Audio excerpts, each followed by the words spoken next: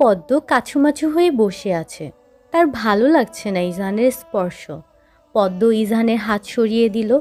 ইজান অবাক হয়ে গিয়েছে। সে পদ্মকে মেনে নিতে চাচ্ছে আর পদ্ম এসব আচরণ করছে।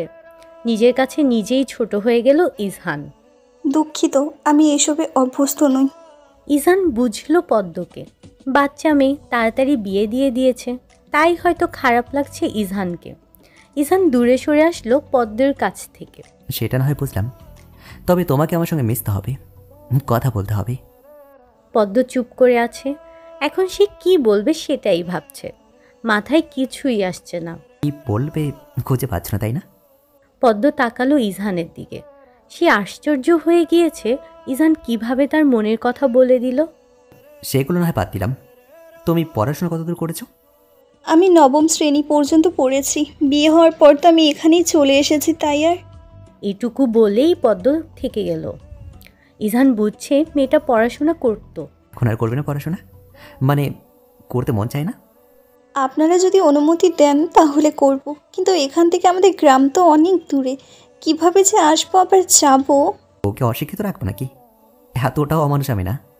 আমি তোমার মা বাবার সঙ্গে সবার সঙ্গে কথা বলবো। তোমার ওই স্কুলে পড়তে হবে না, ঢাকার একটা ভালো স্কুল দেখে তোমাকে ভর্তি করিয়ে দেবো। ওকে? পদ্ম এক প্রকার লাফিয়ে উঠে বলল, না না, আমি ওখানেই পড়তে চাই। ঢাকা শহরে কোনো কিছুর সাথেই আমি অত পরিচিত নই, আমার ভয় লাগে। হ্যাঁ ম্যাডাম, আপনার তো সব কিছুতেই ভয় লাগে। একটু মেঘের আওয়াজ হলে, আমাকে দেখলে, একটু পাশে বসলে আপনি ভয় পান। এরকম লেখা ছিল আমার কপালে। হায় আল্লাহ! পদ্ম একেবারে মনমরা হয়ে গেল। ঠিকই তো, একটু বেশিই ভয় পায় পদ্ম। আচ্ছা পদ্ম, বিয়ের আগে কখনো প্রেম করেছো? না মানে করতেই পারো। নিজের বউয়ের প্রথম ভালোবাসার কথাটা একটু শুনি। পদ্ম থতমত খেয়ে গেল। কিসব বলছে এই লোক? না, এসব বিষয়ে কোনো ধারণা ছিল না আমার। আমি কখনো এসব করিনি। ইজান হেসেই দিল পদ্মের কথা শুনে। যাক তাহলে, আমি হব তোমার প্রথম প্রেম, তোমার প্রথম ভালোবাসা। কি বলো? পদ্ম হালকা লজ্জা পেল। ভালোবাসা, প্রেম এসব নিয়ে সে অবগত নয়। আচ্ছা তুমি এখন একটু ঘুমাও, আমি তো ঘুমিয়েছি। আমি এখন একটু বাইরে যাব। পদ্ম ইজহানের দিকে তাকিয়ে বলল, কোথায় যাবেন? ইজান হাসল। আস্তে আস্তে পদ্মের ভিতরে তার বিষয়ে একটা অধিকার জন্ম নিতে শুরু করেছে। কিছুদিন পর হয়তো সব কিছু স্বাভাবিকভাবেই মেনে নেবে দুজনেই। এই তো একটু বাইরে যাচ্ছি, তুমি যাবে? পদ্ম মাথা নাড়িয়ে জানালো সে যাবে না। পদ্ম শুয়ে পড়ল। ইজান যাওয়ার সময় পদ্মকে আবারও বলে গেল, আর বলে দিয়েছে তার মা কিছু জিজ্ঞাসা করলে বলতে সে বাইরে গিয়েছে একটু। আজ হসপিটালের সব সিনিয়র ডাক্তাররা সবাই দেখা করতে এসেছে এক রেস্টুরেন্টে। মূলত শুক্রবারে সবাই এমন একটা প্ল্যান করে রাখেন। সবাই একসাথে আড্ডা দেওয়া, খাওয়া দাওয়া করা, এটা সবাই উপভোগ করেন। বিশেষ করে সানায়া, কারণ সেই দীর্ঘ সময়টা সে ইজহানের পাশে পাশে থাকতে পারে। আজ সানায়া রেডি হয়ে ইজহানকে কল দিয়েছিল তাকে যেন এসে নিয়ে যায়। ইজহানও তাই করল। কারো কথা ফেলতে পারে না। সানায়া মাঝে মাঝে এই আবদার করে আর ইজহানও সানায়ার কথা রাখে। ইজহানের গাড়িতে উঠে সানায়া বলছিল, সাদা শার্ট পরার কি দরকার? এমনিতেই সুন্দর, আরও সুন্দর লাগছে। কোনো মেয়ে মুখ লাগিয়ে দিতে পারে তো। ইজহান ড্রাইভ করতে করতে বলল, তাই নাকি? এত সুন্দর হয়ে যাচ্ছে কেউ বলুন তো? সে আপনার রূপের রহস্য আপনিই জানেন। এইসব সিক্রেট কথা কি আর আমাদের বলবেন নাকি? বেশ একটা ভাব নিয়ে কথাটি বলল সানায়া। সেটাও কথা, আপনি কি করে জানবেন? আপনার সঙ্গে তো এসব নিয়ে আলোচনাই করি না, তাই না? আপনার সাথে আজ ম্যাচিং করে পড়লে ভালোই লাগতো। ম্যাচিং পরার কি দরকার? এটা আলাদা ব্যাপার, আপনার জানতে হবে না। কিন্তু সত্যি কথা, খুব সুন্দর লাগছে আপনাকে। কি আর বলবো, এত বেশি ভালো লাগছে। মাশাআল্লাহ বলুন, না হলে আমার আবার বিয়ে হবে না। সে আপনার সুন্দর চেহারা থাকলেও হবে আর না থাকলেও হবে। আপনার জন্য এক সুন্দরী মেয়ে অপেক্ষা করে আছে, বুঝলেন? ইজহান শুধু হেসেছে সানায়ার কথায়। তার মনে হয়েছে এসব কোনো গুরুত্বপূর্ণ কথা না, উত্তর না দিলেও চলবে। রেস্টুরেন্টে ইজহান সানায়া একসাথেই ঢুকলো। কিছু কিছু মানুষ ওদের দুজনকে দেখলে মনে করবে গার্লফ্রেন্ড বয়ফ্রেন্ড। হসপিটালের বেশ কয়েকজন ডাক্তার ধরে নিয়েছে ইজহান সানায়াকেই বিয়ে করবে। খাওয়া দাওয়ার সময় কেউ কেউ তো বলে ওঠে।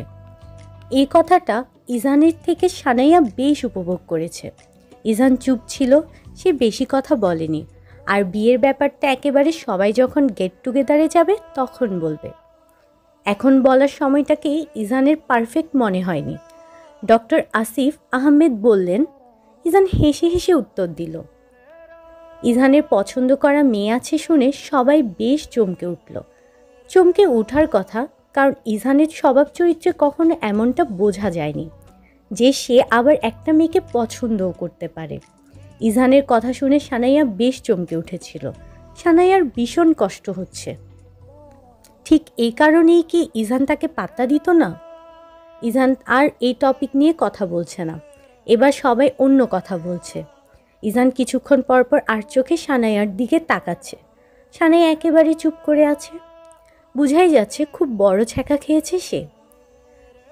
সানাইয়া কিন্তু ইজানের পাশেই বসেছে। প্রতিবারেই সে এমন করে। সবাই যে যার মতো খাওয়া দাওয়া করছে, সানাইয়া শুধু চামচ নাড়ছে, খাচ্ছেও না ঠিক মতো।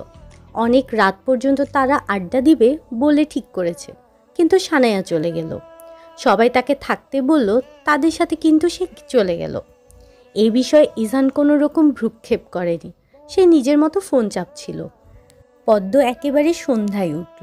ঘুম থেকে উঠে চোখে মুখে পানি দিয়ে মনিরা শেখের কাছে গেল। তিনি সোফায় বসে বসে টিভি দেখছেন। পদ্ম গিয়ে বসলো তার পাশে। পদ্মকে দেখে মনিরা শেখ বললেন, ইজান কোথায় গিয়েছে জানো? না, তবে বলে গিয়েছে উনি বাহিরে যাবেন, আর বলেছেন আপনি জিজ্ঞেস করলে যেন এটাই বলি। আমি ওর কথা জানার জন্য তোমার রুমে গিয়ে দেখি তুমি ঘুমাচ্ছ। আমাকে ডাকেননি কেন? এখন তো জেনেছি। আচ্ছা, চা খাবে তুমি? হ্যাঁ, আমি বানিয়ে আনছি, আপনি বসুন। সারা সন্ধ্যায় মনিরা শেখ আর পদ্ম চা খেতে খেতে কাটিয়ে দিল। পদ্ম তার গ্রামে কি কি করত সেসব কথা বলছে। মনিরা শেখ পদ্মের কথা শুনে হাসছে। কি সহজ সরল কথাবার্তা পদ্মের। মেয়েটা আসলেই খুব সুন্দর মনের, কথা শুনলেই বোঝা যায়। তারা দুজন মিলে নাটক দেখছে টিভিতে। মূলত পদ্মের এসব নাটক ভালো লাগে। তাদের গ্রামের পাশের বাড়ি চাচির ঘরে দেখত। পদ্মের মা টিভি আনার কথা বললেও পদ্মের বাবা অনুমতি দেয়নি। রাত প্রায় 10টা হয়ে যায়। ইজান মনিরা শেখকে কল করে বললেন তার আসতে দেরি হবে। তিনি আর পদ্ম যেন রাতের খাবার খেয়ে নেন। পদ্ম মনিরা শেখের রুমে গিয়ে বসলো। ওর কাছে একা থাকতে ভালো লাগছে না। পদ্মকে দেখে মনিরা শেখ বললেন, তুমি ঘুমাবে না? না মা, আসলে ভালো লাগছে না, এখন আর ঘুমও আসছে না। বিকেল থেকে সন্ধ্যা পর্যন্ত ঘুমিয়েছি তো। আচ্ছা পদ্ম, তোমাকে কিছু কথা বলি, শোনো। জি বলুন। ইজানের সাথে তুমি কেমন আচরণ করো? মানে তোমরা যে স্বামী স্ত্রী, তোমাদের সম্পর্কটা আসলে কেমন? পদ্ম ঘাবড়ে গেল, কারণ আজ বিকেলেই তো ইজানের সাথে একটা বাজে আচরণ করে ফেলেছে। কিভাবে এখন সেটা তার শাশুড়িকে বলবে? তাও সে আমতা আমতা করে বলল, জি, সব ঠিক আছে। মনিরা শেখ বিশ্বাস করলেন না, কারণ তাকে ইজান সকালে বলেছে সে মেনে নিতে চেষ্টা করবে। এর মানে এই না যে আজই একেবারে তাদের মধ্যে সুন্দর সম্পর্ক গড়ে উঠেছে।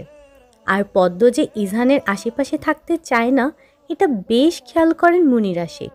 মনিরা শেখ জানেন, কিন্তু পদ্মকে বুঝতে দিল না সেটা। তাহলে তো ভালোই। মনিরা শেখ কিছু বললেন না। পদ্ম তার শাশুড়ির রুম থেকে চলে এসেছে। আজ সে একজন গুরুজনের কাছে মিথ্যা বলেছে। এটা নিয়ে খুব খারাপ লাগছে। মিথ্যা কথা না বললেও পারত, কিন্তু সত্যটা শোনার পর যদি তার শাশুড়ি তাকে খারাপ ভাবে বা বকা দেয়, যদি তার সাথে আগের মতো ভালো ব্যবহার না করে, উনি যদি জানেন ওনার ছেলেকে পদ্ম মেনে নিতে পারছে না, তাহলে তো তিনি পদ্মকে অনেক কথা শোনাবে। সেই কথা মনে করে পদ্ম বলেনি কিছু। বারান্দায় একা একা দাঁড়িয়ে আছে পদ্ম। কেন যেন তার অনেক কষ্ট হচ্ছে, কোনো কারণ ছাড়াই। এখন কান্না করতে ইচ্ছা করছে পদ্মের। বিশেষ করে তার বাবা মারা যাওয়ার পর থেকে এই সমস্যা বেশিই হচ্ছে। কিছুক্ষণ পর কলিং বেল বেজে উঠল। পদ্ম গিয়ে দরজা খুলল। ইজান পদ্মকে দেখে একেবারে দাঁত দেখিয়ে হাসি দিল। হাসিটা পদ্মের খুব পছন্দ, কিন্তু মন খারাপের জন্য সে রুমে এসে পড়ল কোনো রকম প্রতিক্রিয়া না করে। ইজান ভাবল মনে হয় তখনকার কথা ভাবছে, তাই হয়তো মুখটা অনেক শুকনো শুকনো লাগছে। ইজান ওয়াশরুম থেকে ফ্রেশ হয়ে দেখল পদ্ম বারান্দায় দাঁড়িয়ে আছে। ইজান ওইখানেই গেল, একেবারে পদ্মের পেছনে এসে দাঁড়ালো। কি হয়েছে ম্যাডাম, এখনও যে ঘুমাননি? ইজানের কথা শুনে পদ্ম ইজানের দিকে ফিরে তাকালো। ইজানের দিকে তাকিয়ে সে একটু পিছিয়ে গেল। তৎক্ষণাৎ গ্রিলের সাথে মাথা ব্যথা পেল। সাথে সাথেই পদ্ম অস্পষ্ট একটা আওয়াজ করলো। ইজান দ্রুত পায়ে পদ্মের সামনে গেল, ধমক দিয়ে বলল, আশ্চর্য, তোমাকে কি আমি খেয়ে ফেলবো নাকি? এত ভয় পাওয়ার কি আছে? ব্যথা পেয়েছো বেশি? পদ্ম কিছু না ভেবে ইজানকে জড়িয়ে ধরে কেঁদে দিল। মূলত সে কষ্ট কমানোর জন্য কাজটা করেছে। এদিকে ইজান চমকে উঠেছে। যেই মেয়েকে বিকেলে জড়িয়ে ধরাতে তার খারাপ লেগেছে, আর সেই এখন জড়িয়ে ধরেছে। আর কাঁদছেই বা কেন? সে তো কিছু বলেনি, বোধহয় ব্যথা পেয়েছে তাই কাঁদছে। ইজান তার এক হাতে পদ্মের মাথায় রাখল, নরম কণ্ঠে পদ্মকে বলল, ব্যথা কি খুব বেশি পেয়েছো? পদ্ম ইজানকে জড়িয়ে ধরা অবস্থায় বলল, আমি মাকে মিথ্যে বলেছি। উনি জিজ্ঞেস করেছিল আমাদের মধ্যে সব ঠিক আছে কিনা, আমি বলেছি হ্যাঁ। আমি কখনো গুরুজনদের সাথে মিথ্যে বলিনি। আমার খুব খারাপ লাগছে। আমি আপনাকে মেনে নিব, আপনার সব কথা শুনবো আমি। আপনি দয়া করে মাকে কিছু বলবেন না, উনি আমাকে খারাপ ভাববেন। ইজান হেসে দিল। কাঁদলে মেয়েটার কণ্ঠ কি সুন্দর লাগে। আচ্ছা, বলবে না তো? তাহলে দু হাত দিয়ে তোমাকে জড়িয়ে ধরি।